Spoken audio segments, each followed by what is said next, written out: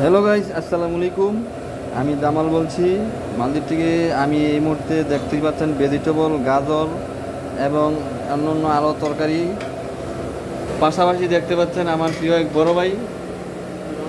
হ্যাঁ, এই বড় ভাই সিঙ্গাপুর থেকে আছে 4 বছর, সৌদি আরব থেকে আছে 6 বছর, অন আইছে মালদ্বীপ। সেই ইউরোপের অনেক আইটেম পাক করছে। তো আমি এক সময় রিসোর্টে থাকতাম, রিসোর্টের আইটেম খাইতাম। এই মুহূর্তে আবার এই যে দেখতে পাচ্ছেন বড় ভাই এই যে ভেজিটেবল কাইটা দিয়েছে আজকে। তো আজকে এটা স্যুপ বানাবো।